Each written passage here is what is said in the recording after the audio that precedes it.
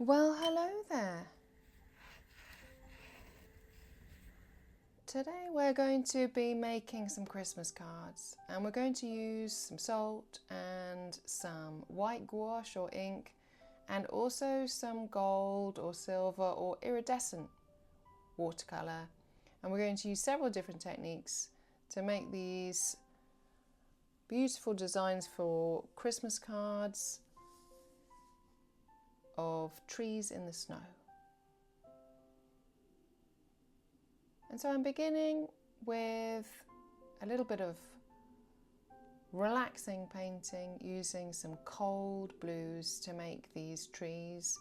And you may find that just spending a couple of hours making several little paintings just to get the hang of some of the techniques, but also to find your own way into doing these so that you get into a rhythm and you know what you like.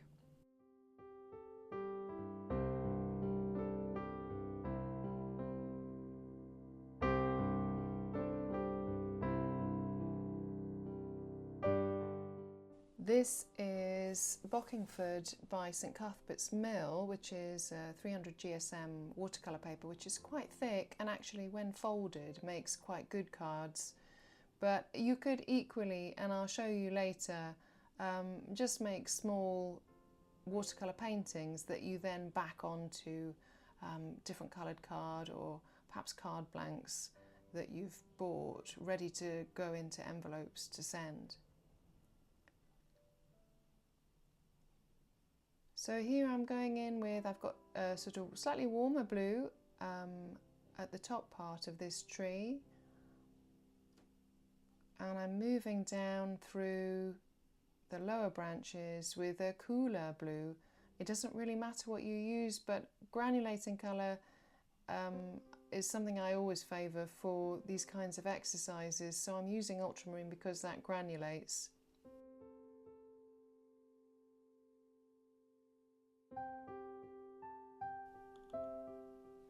And here I have some white ink, and I have some white gouache, and I also have some lovely Schminke silver gouache, which I'm going to use later. But here I splatter the white gouache onto my wet watercolour. You can see the paint is still wet there to produce our snowy effect. The next design we're going to do uses the same principle of differently coloured watercolours. Here I added a little bit of yellow and green instead of the cool blue at the top of the tree, but actually instead of the splatter of white paint, instead I'm going to add some sprinkled sea salt.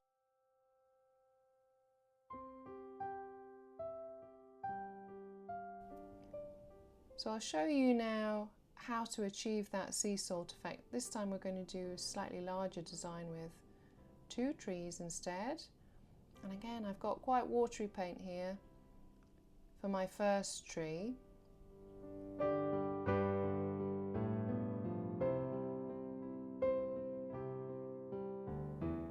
And I use my brush to just coax and tease out some of that paint into branch shapes.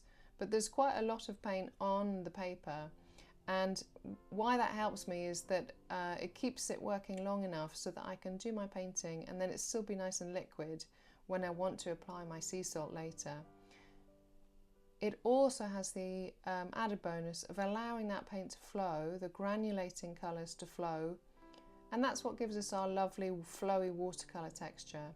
So you can see there's quite a lot of excess paint on the page, and I'm going to just run some clean water along the bottom of this design, and then our lovely colour will just flood straight into the snow. And then I'm then going to apply some salt. So our next design, we're going to use that white gouache, and I'm going to start again at the top of the tree here with quite watery pale blue paint, and I'm going to add some more colour as I go.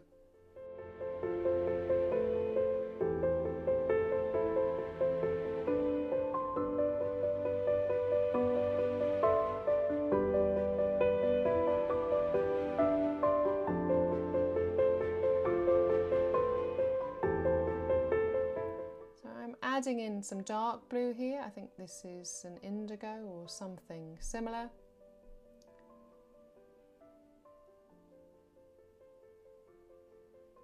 Just adding a few more details.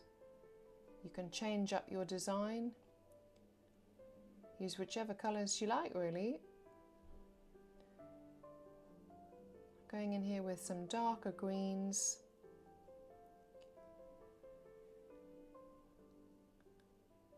And then we're going to use that trick again with the clean water at the bottom of the page for our snow. And allow that watercolour to flow in.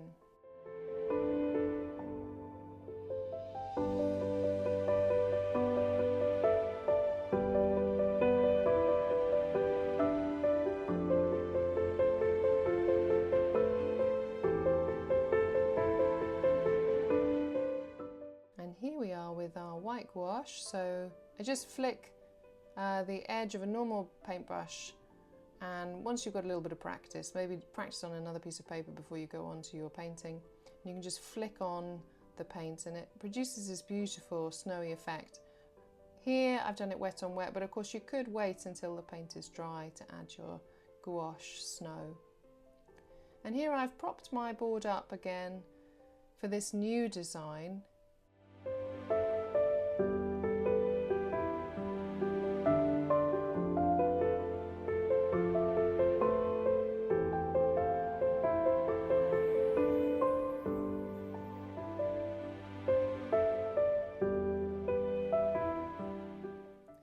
To keep my tree nice and natural, I'm changing up the greens and the blues slightly as I move down the structure of the tree, but I'm not too worried about it being perfect. It's got some character, it's a little bit wibbly wobbly, but that's okay. I'm adding in some darker blues, some stronger colour. As I work down, you can see that that 30-degree angle of my board has made all of the paint travel to the bottom of the board, so that when I add my clean water wash for my snowy area, all of that blue is going to flood into the bottom of the page and we get the beautiful watercolour effects. And then for this design, I'm going to spray in that silver Schminke watercolour to see what happens. It's good to have a spirit of investigation and play. Here I've added a little extra dark paint while it's still wet, just to bring out those silvery highlights.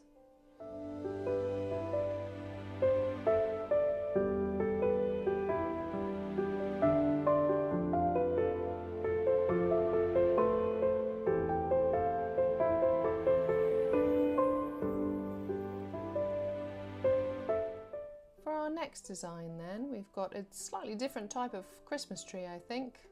I'm going to draw down a central trunk so that I can then add my branches. But I keep the whole thing quite damp so that I can work across the whole tree all at once.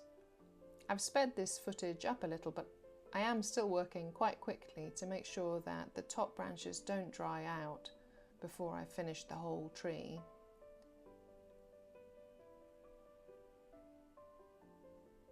And here I dab in some darker, thicker paint. This is, I think, Prussian green, which is a really beautiful colour. But if you didn't have it, just an indigo or something like that would do just as well.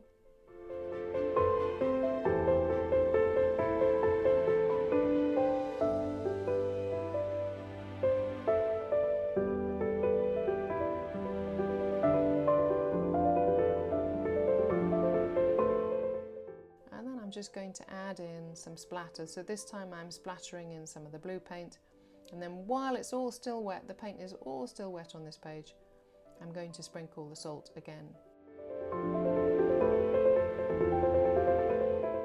So for this next card, we're going to have a dark background, so I'm going to lay down a dark blue wash.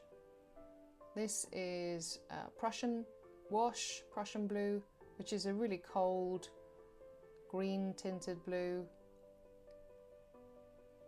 It's one of the coldest blues, and it's sort of dark, nighttime, wintry feel. And I'm not going to finish the wash all the way down the page. I'm going to leave a dry brush effect in the foreground.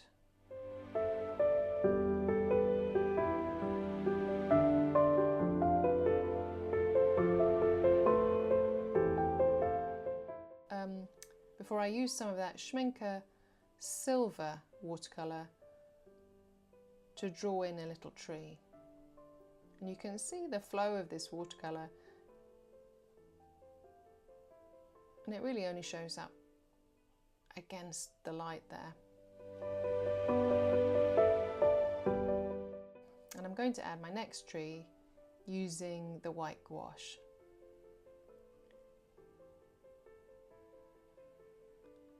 Of course, there really are no rules.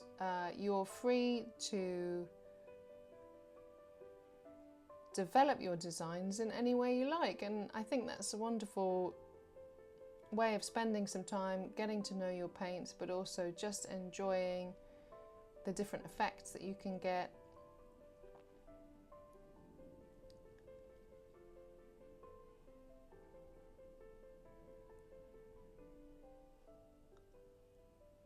So that previous paint layer was dry, the blue paint was dry, so you can see the speckles that we get from wet on dry are these sort of really crisp little speckles of snow.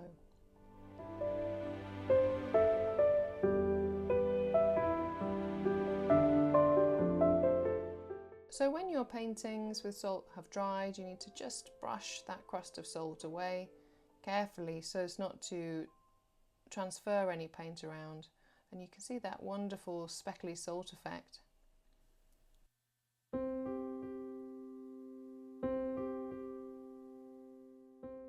So I have cut out the little paintings that I did on the board, and then I'm just fixing them onto some folded card.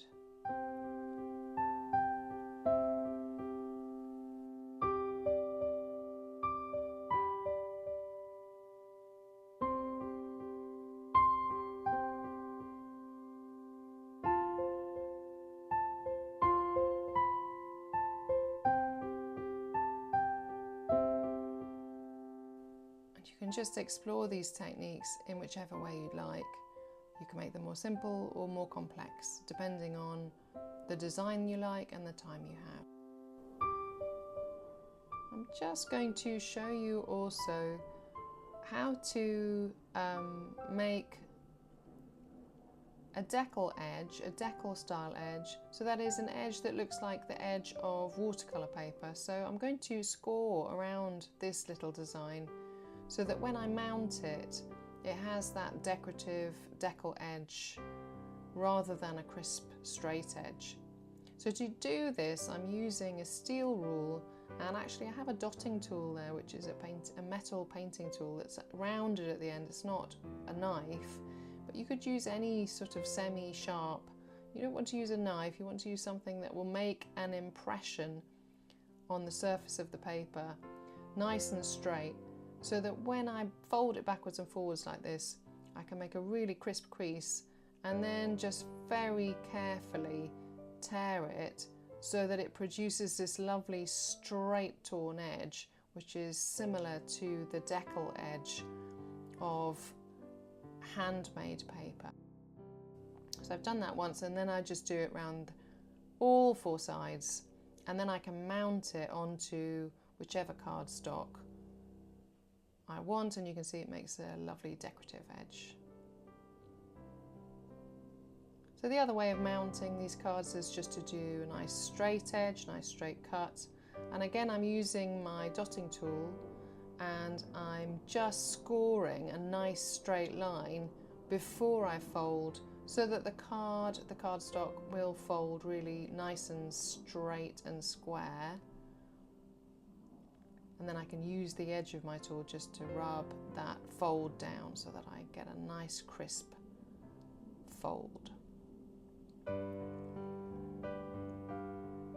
there we are. Happy Christmas.